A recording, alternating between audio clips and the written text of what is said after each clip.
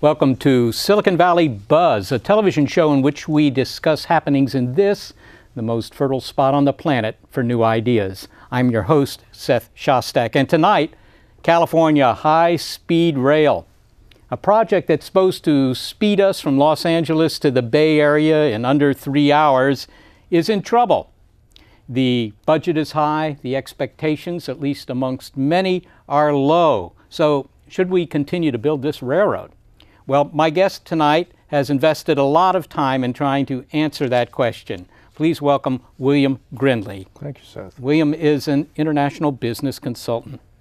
William, voters approved Proposition 1A in 2008, authorizing bonds to the tune of, I think it was $10 billion to build a high-speed rail line between San Francisco and Los Angeles.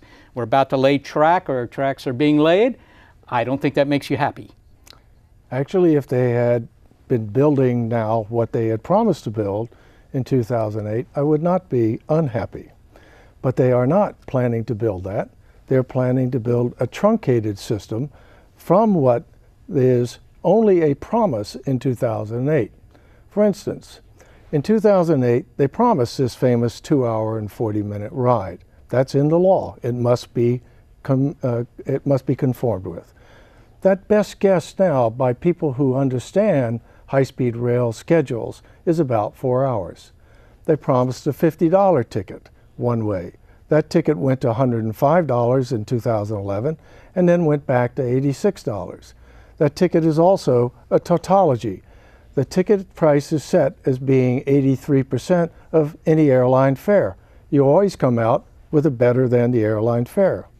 They promised also that it would only cost $33 billion to go between the two cities. That price tag went to $117 billion in 2011.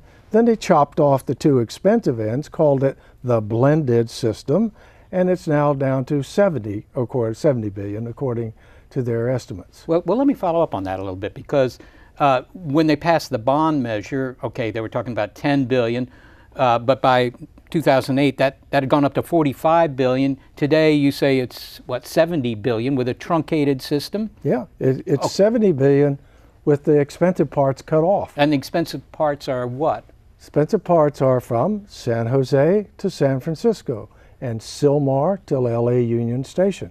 So those are urban areas, much more expensive than the $93 million a mile they are presently building at in the Central Valley. Well, I would expect that to be the case, of course. So would I. But where's the error? I mean, fundamentally, where's the error? Why did it get so much more expensive? Because a lot of the deficits, and I'm referring to service deficits, deficits on promises, if you will, shortcomings on what they said they were going to do that you mentioned in your opening statements there, sound to me like things that are the result of not spending as much money. So where did they go wrong in the budgeting? Well, I think Abraham Lincoln put it best. You can fool some of the people all the time, and in this case, it was 52.7% of the Californians voted for Proposition 1A. A big thing about Proposition 1A that not many people realize is that Proposition 1A only gives the state the authority to match either federal or private money. Also local money, but I haven't seen very flush local governments recently. In 5 months before Proposition A was voted on, Goldman Sachs and their own internal consultants said there will be no private money in this project unless you give them a revenue guarantee, meaning an operating subsidy. Section 2704, subsection 8J of the underlying legislation says no operating subsidy. So what is the strategy? As Willie Brown correctly put it in his article of July 28th last year, dig the hole so deep that they have no choice except to fill it. That's the strategy. Get this thing started, and then we'll say, gosh, it may look like a white elephant, it may talk like a white elephant, it may smell like a white elephant, but we got to keep building it. Okay, well, you're not the only guy who's criticizing high-speed rail. If I turn on my talk radio stations in the morning, I will hear people doing similar, making maybe not similar arguments, but arguments against it, saying we simply can't afford it. We can't afford it. And I've noticed that even Democrats who originally supported this, even recently, 2 years ago, are now turning against it, including Gavin Newsom and Joe Simidian up in Palo Alto. The Palo Alto City Council doesn't seem very keen on the idea. A lot of the peninsula cities are against high-speed rail, although I sort of wonder whether they're really against high-speed rail or they're against high-speed rail in their backyards. But did they come to these conclusions, these negative conclusions, the same or independently of your arguments, or have you been able to sway any of these people? I don't want to break my arm patting myself on the back. I think they came to their own conclusions because they realized the noise impacts, the environmental degradation, and the false promises of the statewide program. And they made those conclusions after the evidence was trickled out to them in 2009, 10, 11, and 12. What was on the ballot doesn't represent what is happening now. And the governor and the High-Speed Rail Authority and all that very few group of people, contractors who will build it, equipment suppliers who will supply the equipment, they are the ones still pushing this. And in the political process, we are in an election year, and the Democratic Party, which are likely to win the majority of seats again, is very dependent on having the labor union votes. And the labor unions have stood foursquare for this project until recently. And I can tell you why recently if you want to go on with that. Well, stuff. tell me briefly. Sure. Recently, some of our colleagues in the Central Valley have found that the California High-Speed Rail Authority made application to the Department of Transportation to be exempt from something that is in all federally funded. Remember, the feds fund half, the state funds half of $9 billion up to $9 billion. All federal regulations have something called the Buy America program. You must buy labor and equipment from American sources. The authority has applied to exempt themselves from the Buy America program. The labor unions don't particularly like that. And I noticed when I was testifying in the Senate a week ago today, 22nd of April, that there were not a lot of labor representatives who used to be standing in the back of the room going, train, train, train. There are not a lot of them there anymore. Well, but there's a Buy American statute. I mean, I can understand where that's coming from. But on the other hand, America doesn't have a whole lot of expertise when it comes to high-speed rail. We have no high-speed rail. We have Washington to New York to Boston, the Northeast Corridor. It's not high speed. It gets up to 120 between, I don't know, Trenton and New Brunswick. There's a bit of straight track, but that's it. So we have to buy that overseas. I mean, isn't that just being realistic? Well, we don't have to buy overseas steel, all right? We will have to, because our steel is much more expensive than Chinese steel. We will have to buy the rolling stock overseas, although General Electric and Siemens have a cooperative agreement. We could buy the dirt movers from the United States. That's interesting, but that may be part of the exemption from Buy America. You don't know what they're up to. In fact, these kinds of facts pop up on the horizon with no announcements and board meetings, no resolutions, no public hearings. And so that's what we've faced for the last 4 years that I've worked on this. Some of my colleagues have been working on this for 8+ years. Let's talk a little bit about the railroad itself. It sounds like you're kind of unhappy with the way it's being run. But let's talk about what they could build or what they are building. To begin with, have they built anything? They have built nothing. As of last week, we think they have actually purchased somewhere between 2 and 9 parcels to build the first 29 miles, which the contract was awarded a year ago. That 29 miles will cost them about $93 million a mile, and they need to purchase, as part of that price, they need to purchase over 300 parcels. So, start date, originally announced September 2012, then postponed to spring, then summer, then fall of 2013. Is that a monetary issue, or is it the people refusing to? I mean, they can take the land. It's eminent domain, right? Eminent domain is not an easy process. If you want to go into the details, I can do that for you too. Eminent domain can be easily passed in the state court, in the Superior Court. The authority will get its way in the Superior Court. However, the final decision on eminent domain belongs to a county judge in Kern County, Tulare County, Kings County. Well, I guess what I'm asking, though, is the fact that they haven't, in fact, laid a tie or a rail. Or dug a ditch. Or dug a ditch. The fact that they haven't done that, is that a problem of the financing, or is that a problem of the difficulty in getting the land? Because if you were trying to extend a freeway, you'd have all these same problems, and $93 million a mile might be cheap for building a freeway somewhere. So what's the problem here? The problem is mostly that we're dealing on the one hand with an authority with a PR machine that talks about this, to keep it alive, to keep the buzz, keep the inertia, if there is any inertia forward going. The other reality is they have no expertise to do what they're doing. They have enormous resistance. Let me talk to you a bit about just simply moving the infrastructure in the first 29 miles. The authority touts that they got a cheaper than estimated budget to build the first 29 miles, awarded to Tudor Perini Company, $985 million as opposed to their estimate of $1.5 million. What they don't want you to talk about is the $1.45 billion it will take to move the irrigation channels, to redo the county roads, to move the AT&T towers, and to move the coax cable towers and other infrastructure changes.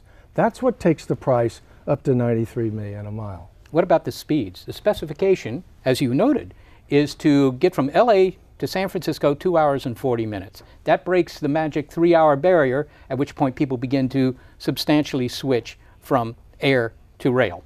Is that going to happen? Can they do it in 2 hours, 40 minutes? Let's assume that they don't go to Sylmar. They go to Union Station, downtown LA, and they don't stop in San Jose. They go all the way up to San Francisco. Could they do it in 2 hours and 40 minutes with the present plan? The law says that they must do the 2 hours and 40 minutes between LA Union and the Transbay Terminal in San Francisco. We have on our team an expert who has developed a plan for travel in both Spain's high-speed rail system in the late 80s, early 90s, and Taiwan's in late 90s, early 2000. He has completed his topological survey looking at going up the Tehachapi's, coming back down the Tehachapi's, tunnels, switchbacks, etc. And he says that minimum is 3 hours and 20 minutes. Okay, well, I hope there are no switchbacks, but I mean, but they could in fact make these speeds if they would go over the Grapevine or through the Grapevine or something. But they're not, and that's a money issue, right? If you wish to go on a high-speed train down, not the Grapevine, from Sylmar to Palmdale back down to Bakersfield at 225 miles an hour, ominous dominus, I'll be at your graveside. All right? Well, I don't know, 220. I mean, there are trains that go that fast. What about the ridership? No, let me correct you. There are experimental times at which they run trains at that speed. Here's a technical problem. If you run a train over 200 miles an hour, the vacuum under the train lifts up something called the ballast, that's the rocks under the train, and blows it out. Around Lyon, France, there is a highly densely fenced area of about 50 kilometers long in which they test bed the TGV trains to get them above 200 miles an hour. So it is literally hazardous, if not dangerous, to your well-being to be anywhere near something going over 200 miles an hour. I noticed that the trains from Rome to Naples are going to get to 220, but whatever. What about the ridership projections? Because so far what I'm hearing you say is that, doggone it, they're not doing what they said they were going to do. And that's a very legitimate objection. Let me ask you this. Do you want a train between San Francisco and LA? I would have no objection to it if it met the law that was part of Proposition 1A. So it sounds like your problem is not with the idea of the railroad. Your problem is with the way this is being done. Well, as I have put it quite often in public, we have a very simple choice. We can have our choo-choo train, or we can have a state that obeys its own laws. I testified last Tuesday in Sacramento that the legislature, you people, are here just to not pass laws. You're here to see that the agencies of government obey the laws. So get on that half of the equation and get forward with it. Okay, well, now you say we can have the choo-choo train or we can obey the law. And the courts have agreed with us. Well, I hear what you're saying. I'm just trying to get at a choo-choo train. Well, I mean, that sounds like steam. That went out half a century ago. But what I'm really asking is, look, suppose somebody comes in and hands you an additional $50 billion and says, you know what, build it the way you think it ought to be built. Would you build it? Or do you think that, doggone it, we really don't need this? Do we need a high-speed train? That case has not been proven. What they tried to do in 2012 was, and under law it requires them to do it, is make a comparison of the no-build option. What they did to prove that they could, in fact, do better was that they jacked up their ridership from the then projection of 40 million riders. Originally, the promise of voters 117 million, incidentally. Mm-hmm. They jacked up the projection from 40 million riders to 160 million riders a year, and then equated that to the number of lanes on freeways plus the number of gates at airports and airport extensions, so that it looked cheap, but this is the kind of misrepresentation, stealth at night that they continue to play. So you think that, I mean, if you read the report, it turns out that they have done exactly what you said there, and they figure, you know, building the equivalent highway capacity, people who would take the train, that's another 70 billion right there. The new gates at the airport, that's another 39, 40 billion. You add all that, that's twice the price of building this thing. So, or something like that. So it sounds like it's a much cheaper transportation alternative. California's population is expected to go to 50 million, right, by 2049. That's a projection from the state itself. You can argue with that, but it doesn't sound wrong to me. What are we going to do with all these people? Are we going to put them on I-5? Are we going to continue to widen I-5? Are we going to continue to put jets in the air that fly for 1 hour and then land? I mean, Sure. what's the, because I didn't hear you say we need this railroad. We just don't need the high-speed rail authority. No. What we have is congestion in the metropolitan basin of Los Angeles. What we have is congestion in the San Francisco Bay Area. Getting between the two is extremely efficient. Plus, what we have is, in Silicon Valley, the wherewithal to change the mode of transportation or the mode of communication. We already have, as this program shows, incredible communication ability.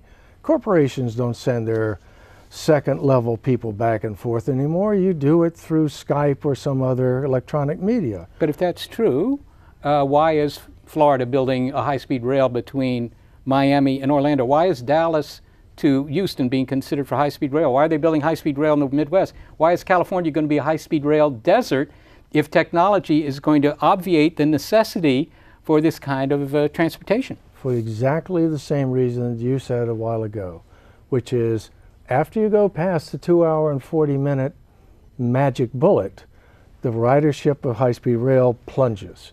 Those are very short distances between those two places in Florida and in Texas.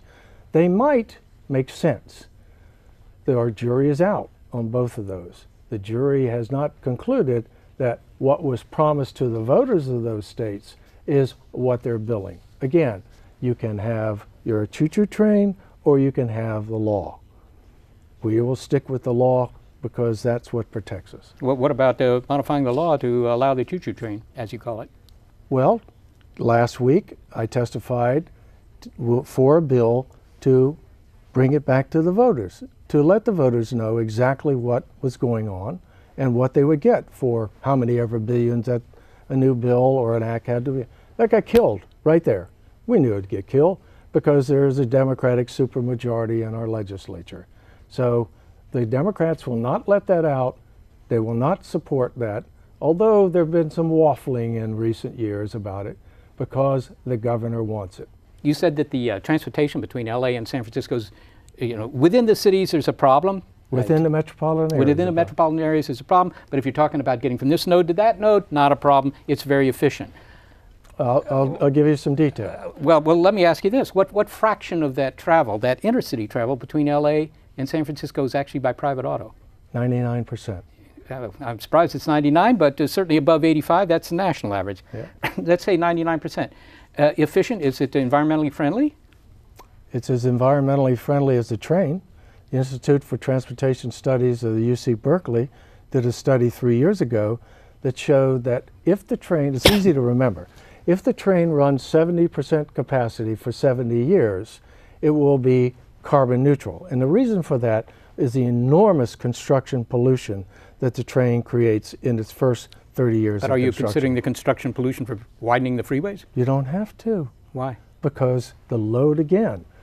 To fly LAX to San Francisco is a distance, SFO, is a distance of 318 miles. To drive that distance is 381 miles, basically on I-5. We also have the corridor of Highway 1 and Highway 101. Wait a minute, but I don't understand your answer. You're saying we don't have to do it because we have this existing infrastructure. And because we have things like the Google car. That's innovation, which will allow drivers not just to put their hands off the wheels, but to get closer so you can use the freeways more efficiently. We have things like bigger aircraft. All right, we now fly 737s basically on those routes. We can fly 760s. So you just said that airlines only account for 1% of the inner city travel. And so that sounds like it's the target market for the high-speed rail people. I don't know. Is that really true? I mean, when I look at the high-speed rail being constructed in Europe, for example, in China, in Japan, this is the only country, in fact, that hasn't built any high-speed rail. I think you know that. My old pappy in South Carolina said, if them damn fools put their head in the fire, you going to put your head in the fire too? Well, that's one way to look at it, I guess. You could say, look at the fact that they did it is no reason for us to do it. They're all deeply subsidized, and as I said, they are. Oh, deeply subsidized. But so is the airline industry, incredibly heavily subsidized, and highways. The highway fund. Let me take you to task on that. Well, let me just ask you these numbers here, because the highway fund now, we spend $160 billion a year on highways. All right, that's the country. That's not just California, of course. But less than half of that is now coming from the user tax. That is the tax you pay at the pump. People think, I'm paying for these highways, gosh darn it. And yet, more than half of it is coming from general funds. So they are paying for it all right, but they're paying for it not from use taxes, but from general taxation. Transportation, I mean, this is an historical thing, but transportation has always been subsidized in this country because it's infrastructure, it helps the economy. I mean, there are good reasons for that. So I don't know why would you single out high-speed rail? All right, because they said there would be no operating subsidy. That's Section 2704. Okay, so they lied to you about that. Is that the problem? They didn't lie to me. They lied to 39 million Californians. Got it. Okay. All right. Well, then, all right. What about the fact that, I mean, if we don't build this, right, then the options are for me, if I want to go to LA, I can either drive or I can take Southwest Airlines, right? When the population gets up to 50 million, I'm going to be waiting even longer to go via air, and you say that's a tiny fraction of the people that are going there. So that means I can drive. Now, I got to say, our generation, we love cars. We've always loved cars. We love those fuzzy dice hanging from the rear view mirror, right? People were hot wiring cars when I was a kid. They don't do that anymore. It's too hard to do it now. But my impression, tell me, William, if I'm wrong about this, but my impression is that the younger generation isn't happy with the alternatives we're offering them. My impression is they would like to have something that would allow them to get to Bakersfield or Sacramento without having to get in their car, or to get to LA without having to get into their car. So my question to you is, can we solve this problem? Can we still build it? Is there some way to do that? Only if you take it back to the voters, because what is being... But what should you take back to them? What would you offer You take a new proposal. It will cost you close to $200 for a one-way ticket, because that's what the worldwide average of 44 cents per mile, even subsidized, is charged to riders in Europe and in Asia. Still cheaper than your car. The government pays you 55 cents a mile. No, the high-speed rail authorities, their own figures are 22 cents per mile for auto use, and the way they get around it, is they take each passenger and add on 22 cents more, making it look like cheaper than their $86 fare between the two cities. Wait. If my car gets, let's say it's 400 miles from LA to San Francisco. 381. 375, doesn't matter. I get 25 miles to the gallon, right? That's the fuel cost will be $54. The actual operating cost will be $4 a gallon. at 4.25 a gallon. That's out of Travel-Link. Yeah, Travel-Link. $46? Is that what $54. $54. So that's so that's 12 gallons. If you do it, and that's if you do it by miles. the basis I'm just doing actual simple operating arithmetic. costs, it will cost you $99. Okay. Now, hang on. The authority's $86 fare is totally phony. I just told you that fare should be closer, if it's not subsidized, to $200. But every fare in the country is subsidized. So why is this one not subsidized? Because they told the voters it wouldn't be subsidized. All right, you can have the law, or you can have your choo-choo train. Well, it sounds like that's your mantra. I'm still puzzled by this thing that you said that it would cost you one way $108 via train. That was a number that you said in testimony, I believe. Correct me if I'm wrong. Yeah, but that was much more than taking your car, and that correct. I can't figure, because at 55 cents a mile going 350 miles, that's $150. Sorry for Larry King.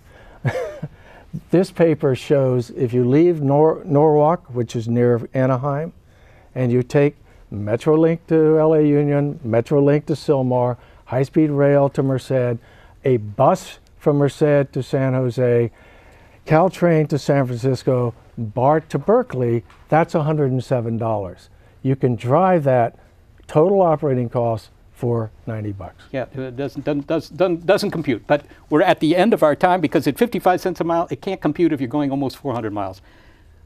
This has been Silicon Valley Buzz, and I want to thank you for a very interesting session. William Grinley, thank you so much for being here. Be sure to join us next time for Silicon Valley Buzz. I'm Seth Shostak. Good evening.